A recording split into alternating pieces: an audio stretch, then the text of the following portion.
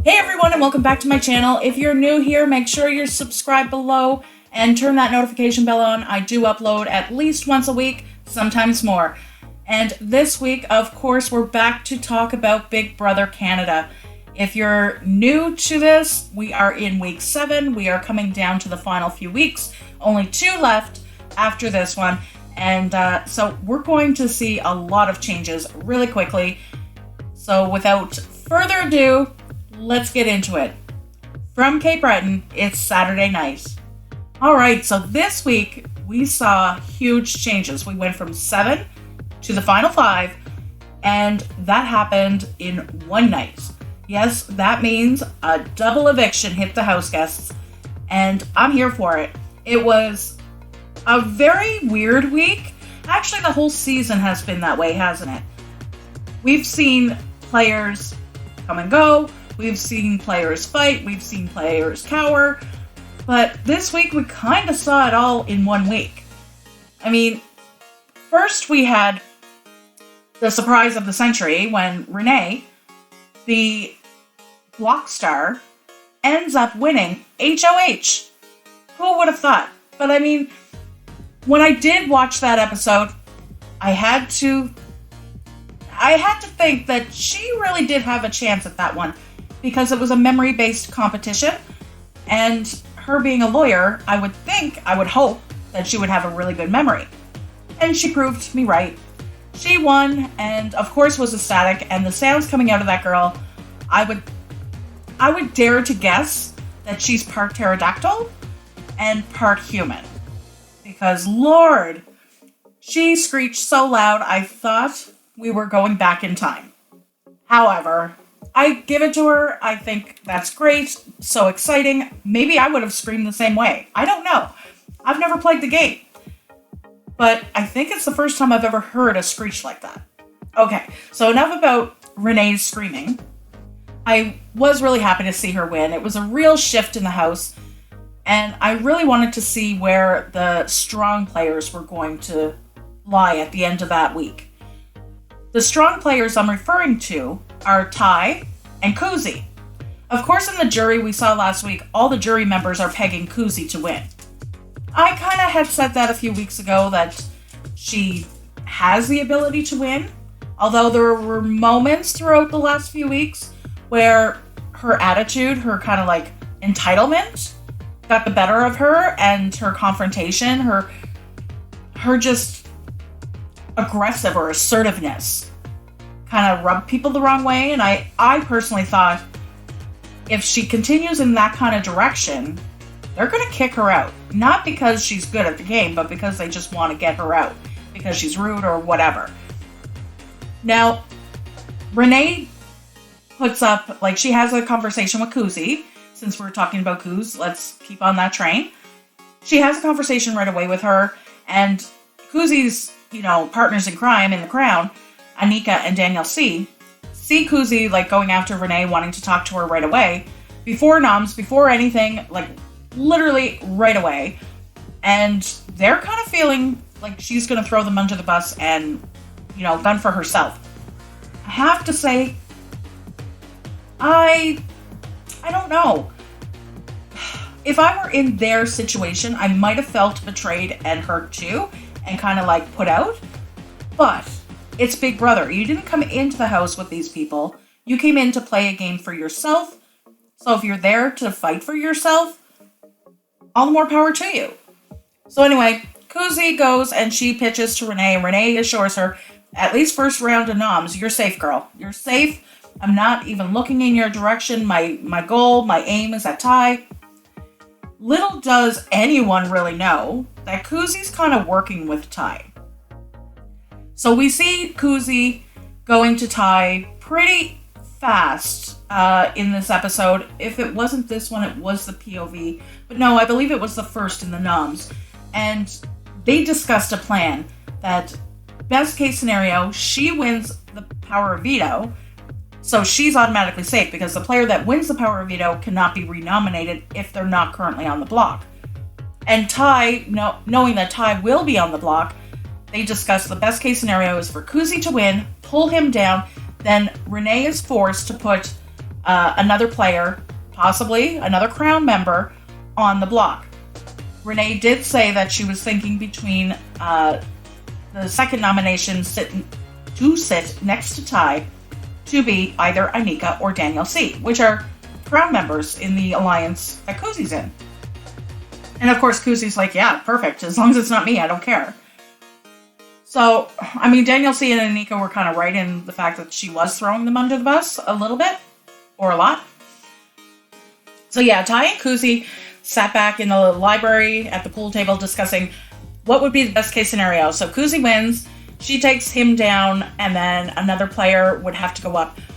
Since we did see it play out in this episode that Ty and Anika hit the block, the next available person would be Daniel C. And of course, Kuzi's cool with this because as long as it's not her, she really doesn't care. She just wants to make it to the end. And I give her full respect for that because if it were me playing, if I were playing the game myself, I don't know how I would play, but I would hope that I would play in a way that got me to the end in any means possible, whether that was lying, conniving, backstabbing, playing a somewhat dirty game. It's a game. So I didn't mind that. I was actually a little excited to see her and Ty working together. Kuzi did say in the diary room, for those of you who are BB fans, that is the DR. She did say that her main goal to work with Ty is to win. In order to be the best, you must beat the best. Okay. And that's where I kind of got on board with it. I didn't want to see the top players, the strong players, leave the game. Because frankly, if it's a few people left that kind of won some stuff, kind of made some moves, it would be a little bit of a boring game, to be quite honest. Because it's the players that really fought to be at the end that I think should be there. So we come to the player power of veto competition. It is a unique competition. Each player plays one at a time. Best time out of the competition wins. So they had to go through, I think it was 5 rooms, and there was a temptation in each room that got a little better as you went. So they had, oh God, I can't even remember what the first temptation was. It was an easy one to pass up anyway, if there was even a temptation in that room. Oh yes, there was. It was to build an outfit from winners, and you get to keep the outfit if you finish the puzzle of putting it together. Then the second one was a letter from home, from one of your family members or a friend. And you had to put a puzzle together to get that letter. The third one was, I think, the $1,000 in a suitcase. $1,000 cash in your pocket, if you found it. Fourth one was a bunch of beautiful little golden retriever puppies, and I think that one would have got me. And then the last one was an actual family member was sitting there. Which, of course, if you're locked away for weeks on end, not able to communicate with your family, and you miss them so dearly, seeing your mom, seeing your brother, seeing your best friend, seeing your cousin, those things can really trigger you and make you slip up and take that extra time that you really shouldn't take because it is a competition on timing. Anyway, I say that word a lot, don't I? Anyhow, however, moving on, we see the 5 players that play go through each room. Some ignore the temptations immediately, don't even consider them. But we do see Kuzi, who is a strong competitor, go for one of the temptations. So you would think, I would think at least, that the temptation that would get me the most would either be the puppies or the person from home. The letter I can live without, the clothes I can live without, the money, nice, but I could live without, So she goes for the money. No other temptation. She goes for the money. Nobody else went for anything. We get to the end of the competition. All 5 players that competed are standing. They read off the results. And between the top two players, which were Ty and Daniel C., the difference in their time was only, are you listening? 4 seconds. 4 seconds between them. So as it came right down to it, for the third time in a row, Ty wins POV. And I don't know if anybody else has, kept up on this, but I think, if my memory serves me, and again, guys, I'm not watching any of the, spoilers, digital dailies, looking at the information online. I'm watching the show once on my television.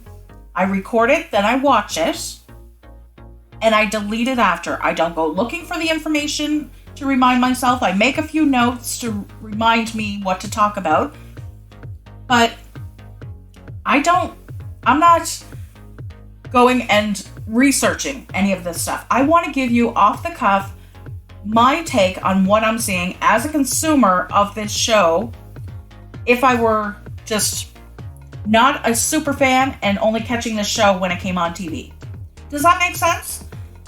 I could go into a deep dive on the spoilers. I could go into a deep dive on the digital dailies and all the extra media that Global and Big Brother are putting out. And typically, I would dive in so far, I'd be like swimming in the ocean. And I'd be spending hours upon hours on it because I love it. I think it's so interesting. However, for this podcast, for this year, for these few episodes, I am not. That being said, I don't know where I was going with that after that little tangent. Point is, Kuzi went for the money. She definitely didn't win, but Ty won. He won by 4 seconds. And, oh yes, that's where I was going. The POV. Do you think he's going to use it on himself? He's on the block. Pretty guaranteed, isn't it? So, of course, he goes to use it. Now, Renee has to make a decision. And, of course, Kuzi goes to Renee that she doesn't want to be the replacement nominee. And Renee tells her, I did promise you first round of nominations, that I wasn't targeting you. But renoms, that's a different story. I never promised that there was no renom. So that being said, Kuzi gets a little hostile in herself, walks out. Turns out Renee has the balls. She puts Kuzi up. And Kuzi's attitude. Oh, girl. It's not a good look. It is not a good look. She tells Renee to shut up and sit down. I need to take a drink after that. I'm sorry, Kuzi. If you ever listen to this, I was rooting for you the whole time, even with other kind of off-putting comments. Oh, girl. Bad taste. Bad taste. So, Kuzi's now on the block. We go into live eviction. And at the live eviction, Arisa comes out stunning in white. It's like a vest pantsuit. Unbelievable. Whoever styles her, if she styles herself, wow. But if she has a style team or somebody styling her, amazing. She always looks really good. So she goes and, of course, tells the audience, and we knew from last week, that this is a double eviction. Shocker. And then she goes in and tells the house guests that we're going straight into the eviction vote. We're getting right to it. They do the eviction vote. And again, as a reminder, Kuzi and Anika are on the block.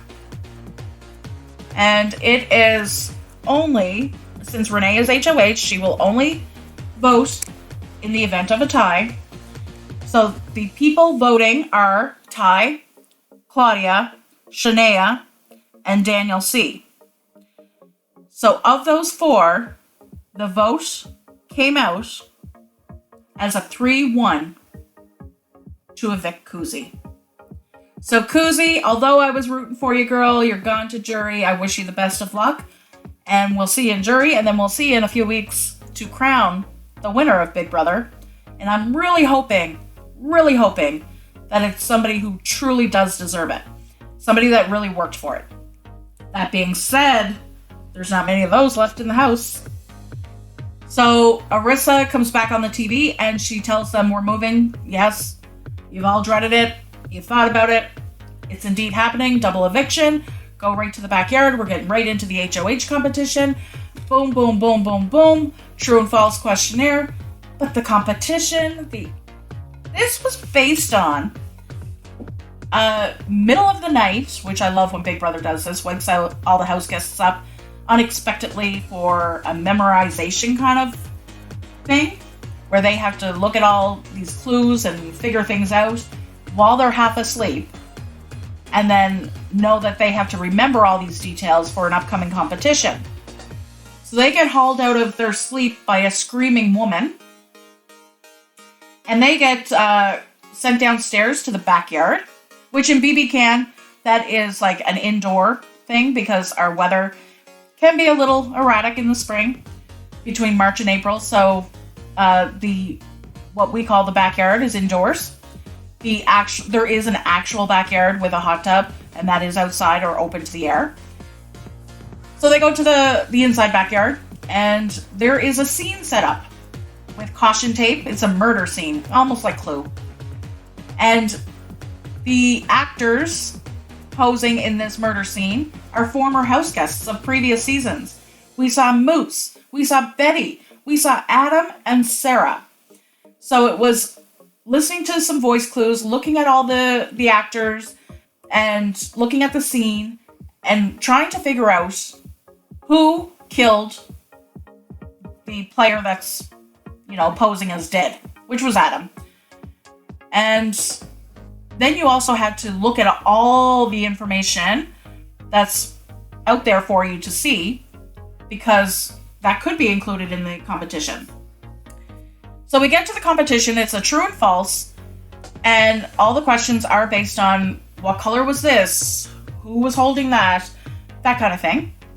Then the last question was, who killed Adam? Was it Moose? Was it Betty? Or was it Sarah?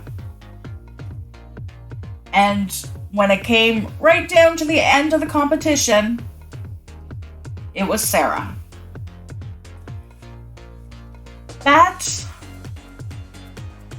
I don't know if I would have gotten that. I don't know if I'm good at like escape rooms and figuring stuff like that out. Maybe I am. I've never tried. But if you are, let me know. Have you ever done anything like that or played any of those games? I was never really good at Clue, the board game. It's almost like I don't have a clue. Anyhow, I know that was a groaner joke, but anyhow, Claudia won. Claudia won her second HOH at a pivotal moment when it's a double eviction moving like boom, boom, boom, boom, boom. And she wins HOH. So there's Renee and Shania that are so happy because they know, okay, we're safe. We're in the girly pops with Claudia, so we're good. It's Ty, Anika, and Daniel that have to worry. So, of course, Ty gets thrown up there. No, sorry. I'm so used to saying Ty gets put on the block. Anika and Daniel C. Probably, and they didn't say this, I think on Tuesday they're going to show some of the back and forth of the behind the scenes when the commercials were running. But I'm pretty sure the thought process is we can't put Ty directly on the block because he'll pull himself down. We need to backdoor him. So they put the other two options up, Daniel C. and Anika. And I say they because the girly pops, they're all making decisions together. It's not like it's Claudia's decision. And they go to play the POV. Now there's only 6 players. 5 typically play POV and 1 usually hosts. But Arisa was hosting. Claudia just sat out as HOH. She could not play. And that's the difference between the American Big Brother and Canadian Big Brother. Typically, the HOH does not play the POV. And the 5 players left, Daniel C., Ty, Anika, Renee, and Shania, all play the Power Veto. It's a very quick competition. Very quick. And of course, drumroll, Ty wins. Shocker. Shocker, shocker, shocker. And do you think he's going to pull any of those down? Now, remember when I said early on in this episode, when Ty was on the block, Kuzi wanted to win the POV because she would be safe too. So Ty is safe. He can't be a renom if he pulls one of the two down. But really, is it in his best interest to pull Anika or Danielle or just get one of them out? Well, according to Ty, it's in his best interest to force Claudia to put one of her girls on the block. You heard me right. He uses the POV on Anika and forces Claudia's hand, because she has to make the decision so very quickly, between Renee and Shania. He suggested Shania. Shania said, you girls deserve, like, Renee deserves to be here more than I do. I haven't won anything. Put me up. Well, when it came down to it, Claudia, in tearful agony, puts her girl, Shania, on the block. Then it comes down to the vote. 2-1. Shania's gone. So we have left in the house are Renee. She's won 1 HOH, which took out Kuzi. We have Claudia. She's won 2 HOHs, and she really hasn't done a lot. I mean, she took out her own girl, and who else did she take out? Hope. She took out Hope. Then Anika hasn't won a thing. Danielle C won 1 veto, and Ty. Ty has won 4 or 5 vetoes now, so he's doing pretty good. I mean, I think it's going to be hard to get him out. I can see him get right to the end. If that's the case, I would give the crown to him. I'd give him the trophy, the whole $100,000. As much as I disliked the man, still don't agree with his views on women, still don't agree with the way he talks to people. He's really the only solid player left in the game that really fought hard and deserves it. The only other player I would look at, if it were me in jury, would be Renee, because she had to fight so hard and overcome so many obstacles, and then finally won something. I think she'd be the only one. I might consider Claudia if she was sitting next to him, but if I were Ty, I would be taking Anika or Danielle to the final. They might be loved, they might be, a jury's friend, but they haven't done anything really. And if you really think about it, Anika has absolutely no wins under her belt. She's quiet, she hasn't done anything, she's a true floater. So if it were I just saved you from the block, let's work together, I'll take you to the end. Mind you, Ty did say to Claudia, I want you, me, and Renee, final 3, but I honestly can't see him sticking to that word. I can't. And now we have to wait until next week to find out A, what happened behind the scenes during the commercial breaks, what was really said, and B, who gets HOH, who wins POV, who actually goes home. And then we're down to 4. Once we're down to 4, we'll have not a secret one. Oh goodness, I'm losing my words, guys. It's like an early eviction. So usually the last week, there's 4 players left, and they'll do an early eviction, and then there's the 3 left. And on the finale, 1 leaves, and that leaves the final 2. So we should see in the last week, the final week, 2 people leave. 1 on probably the Tuesday or Wednesday, and then the finale on the Thursday. I did speak with my friend, and she is game for like a finale kind of wrap up the season chat. And I'm really hoping that comes together and we can make that happen, because I'd really like to pick her brain about the whole season, what she thought, all of that. So until then, take care, guys. I'm going to take one of my favorite YouTubers and TikTokers saying here, so I'm going to quote her, Selena Spooky Boo. You're a doll. Don't make permanent decisions on temporary feelings. If you needed to hear that message, I'm glad you were listening. Until next week, guys. Take care. See you, friends.